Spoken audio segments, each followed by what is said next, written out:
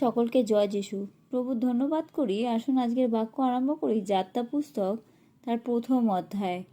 ইসরায়েলীয়দের বৃদ্ধি ও দৌরাত্ম্যভোগ। ইসরায়েল পুত্রগণ যাহারা মিশর দেশে গিয়াছিলেন, সপরিবারে যাকবের সহিত গিয়াছিলেন। তাহাদের নাম এই রুবেন, শিমিয়ন, লেবি ও জিহুদা, ইসাখর, জবুলুন ও বিনামিন, দান, নপ্তালি, গাদ ও আশের। যাকবের কোটি হইতে উৎপন্ন প্রাণী সর্বসুদ্ধ 70 জন ছিল, আর যোসেফ মিশরেই ছিলেন। পরে যোসেফ তাহার ভাতৃগণ ও তৎকালীন সমস্ত লোক মরিয়া গেলেন। আর ইসরায়েলের সন্তানেরা ফলবন্ত, অতি বহিষ্ণু ও বহুবংশ হইয়া উঠিল ও অতিশয় প্রবল হইল, এবং তাহাদের দ্বারা দেশ পরিপূর্ণ হইল। পরে মিশরের ওপরে এক নতুন রাজা উঠিলেন। তিনি যোসেফকে জানিতেন না। তিনি আপন প্রজাদিগকে কহিলেন, দেখো, আমাদের অপেক্ষা ইসরায়েল সন্তানদের জাতি বহু সংখ্যক ও বলবান।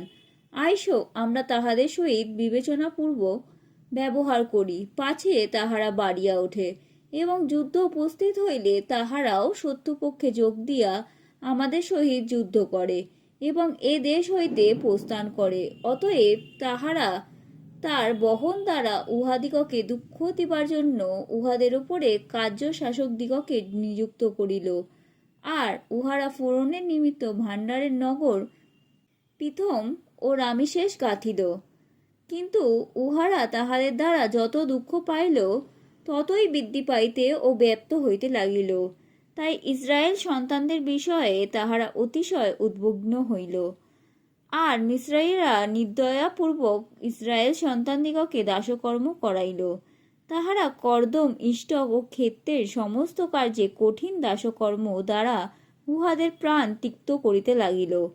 তাহারা উহাদের দ্বারা যে যে দাসকর্ম করাইত, সেই সমস্ত নির্দয়াপূর্বক করাইত।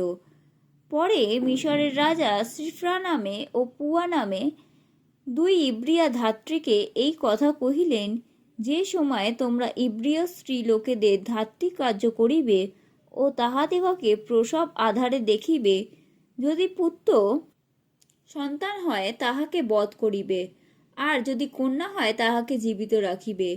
কিন্তু ওই ধাত্রীরা ঈশ্বরকে ভয় করিত, সুতরাং মিশর রাজ্যের আজ্ঞা অনুসারে না করিয়া পুত্র সন্তানদিগকে জীবিত রাখিত।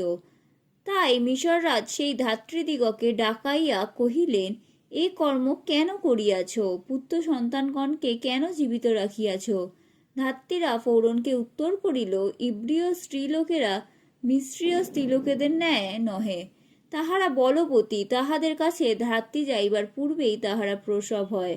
অতএব ঈশ্বর ওই ধাত্রীদের মঙ্গল করিলেন, এবং লোকেরা বৃদ্ধি পাইয়া অতিশয় বলবান হইল। সেই ধাত্রীরা ঈশ্বরকে ভয় করিত বলিয়া তিনি তাহাদের বংশবৃদ্ধি করিলেন।